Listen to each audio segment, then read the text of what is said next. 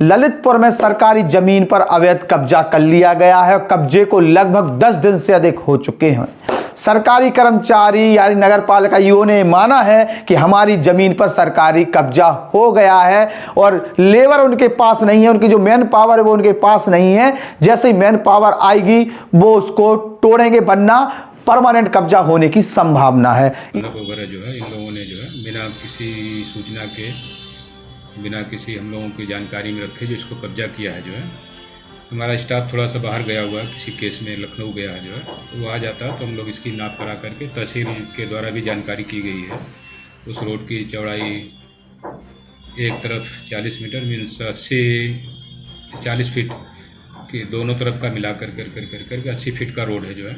लेकिन इन लोगों को कब्जा करने के बाद रोड की चौड़ाई काफ़ी कम हो जा रही है। यह कहना एक सरकारी कर्मचारी का है। उत्तर प्रदेश में योगी राज है। योगी राज में जो बुलडोजर है वो कहीं ना कहीं अपनी ताकत दिखा रहा है और लगातार बुलडोजर कहीं ना कहीं कहर ढा रहा है। लेकिन संगठित लोग जब कहीं कुछ बड़ा खेल करते हैं तो उन पर बुलडोजर नहीं चलता है, बुलडोजर में डीजल नहीं रहता है या बुलडोजर की जो चोंच है वो कमजोर पड़ जाती है। कहीं ना कहीं ललितपुर में जो हुआ है वो तो यही बता रहा है। वर्णी जैन इंटर कॉलेज के सामने एक जमीन है जो खाली थी सड़क के किनारे की, जहां पर कभी साइकिल स्टैंड माना जाता था, कुछ दुकानें खोली जाती थी, वहां पर परमानेंट बाउंड्री कर दी गई रातों रात। और इसके एक दिन पहले नगर पालिका ललितपुर द्वारा जो है वो अतिक्रमण अभियान चलाया जा रहा था। यो अपनी बाइट में बोलते हैं कि हमने आज भी अतिक्रमण हटाने का अभियान चलाया है। उसके बाद थोड़ी देर बाद ये कहते हैं कि हमारे पास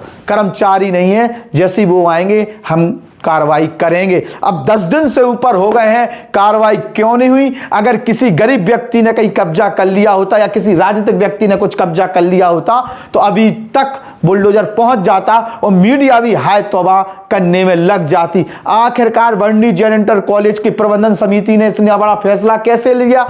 गैर नियम कायदे कानूनों को ताक पर रखकर आखिरकार प्रशासन की मंजूरी ले लेते। प्रशासन का मानना है कि उनकी 15 फुट जमीन पर कब्जा हुआ है। तो जब सरकारी कर्मचारी बोल रहा है कि हमारी जमीन पर कब्जा हुआ है तो ये मान्यवर विधायक रामरतन कुशवाहा जी खामोश क्यों हैं? केशव प्रसाद मौर्य का ललितपुर में कार्यक्रम है। ललितपुर के जिलाधिकारी अक्षय त्रिपाठी जी कर क्या रहे हैं? आखिरकार आपको यह प्रकरण पता क्यों नहीं चला कि आपकी जमीन पर, सरकारी जमीन पर कब्जा कर लिया गया है और वो कौन से लोग हैं जो उन्होंने कब्जा किया है? आखिरकार आपका बुलडोजर कमजोर क्यों पड़ रहा है? 10 दिन से ऊपर हो गए हैं, आपने अभी तक वहां की जमीन पर खाली क्यों नहीं कराई और बुलडोजर क्यों नहीं चलवाया? आखिरकार वो कौन से लोग हैं जिन्होंने सीधे सीधे योगी सरकार को चुनौती दी है कि हम तो कब्जा करेंगे, आपकी औकात हो तो हमें रोक लीजिएगा। ललितपुर जिला प्रशासन वो इस प्रकार का करारा तमाचा है जिस प्रकार का जो कहे कि रातों रात कब्जा किया गया है। प्लस सवाल एक खड़े होते हैं, रात में कोई बड़ा निर्माण कार्य पूरी दमखम के साथ होता है और कुछ समय में एक बड़ी बाउंड्री बन के तैयार हो जाती है। स्थानीय पुलिस वहां क्या कर रही थी? गश्त जो हो रहा था वो क्या कर रहा था?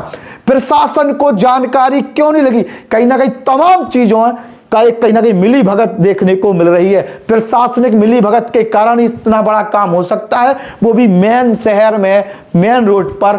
इससे सीधे सीधे संदेश जाता है कि सक्षम को नहीं दोष गुसाई। डर और भय केवल उन लोगों के लिए है बुलडोजर का जो ईमानदार हैं या जो राजनीतिक तौर पर कहीं ना कहीं संरक्षण पाते हैं या राजनीतिक से जुड़े हुए हैं, उन्हें बुलडोजर से डराया जाता है। बाकी बड़े बड़े लोग मिलकर खेल कर जाएं, उन्हें रोकने वाला कोई नहीं है। 10 दिन हो गए हैं, 10 दिन हो गए हैं जहां कमिश्नर आके चले जाते हैं, जहां तमाम अधिकारी आके चले जाते हैं, वहीं कब्जा होता है। और उसके बाद डीएम से सवाल पूछने के लिए ललितपुर के सैकड़ों पत्रकार एक भी नहीं पहुंचा सवाल पूछने के लिए। जिलाधिकारी बताइए कैसे कब्जा, आपको पता नहीं है? और डीएम साहब के साथ तो क्या क्या खेल हो रहे हैं। कोई कहीं पर भी बुला ले, वहां पर वो जाके फीता काट आएंगे, बाद में पता चलेगा कि विवादित जमीन पर फीता काटे आए। तो ये चीजें क्यों हो रही हैं? ये सवाल खड़े हो रहे हैं कि कहीं ना कहीं अक्षय त्रिपाठी के साथ खेल चल रहा है। आपको पता नहीं चला और आपके शहर में इतना बड़ा कब्जा हो गया, जहां आपका सरकारी कर्मचारी खुद कह रहा हो कि हमारी जमीन पर कब्जा हो गया है, लेकिन हम अभी हटाने में सक्षम नजर नहीं आ रहे। थोड़ी फोर्स आ जाए हमारे पास।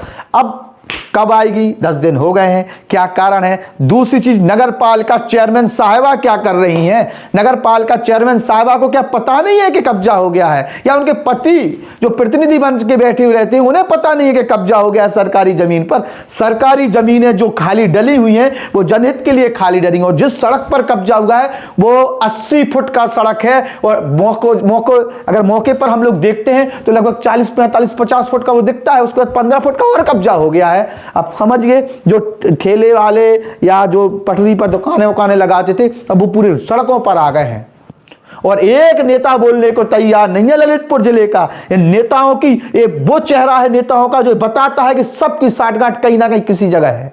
और मीडिया को भी शर्म आनी चाहिए जो आप जातिवाद के इस कोड़ में घुस के राजनीतिक तौर पर अपनी सहभागिता दिखाते हुए पत्रकारिता कर रहे हैं। पत्रकारिता अगर करनी है तो ईमानदारी से करिए, और कहीं पर भी कोई गलत हो रहा है तो उसके भी आवाज उठाइए। जातिवाद का एंगल देख के पत्रकारिता करने के लिए नहीं आइए, वरना हम जैसों के लिए बोलना पड़ेगा पत्रकारों के खिलाफ भी। जय हिंद, नमस्कार।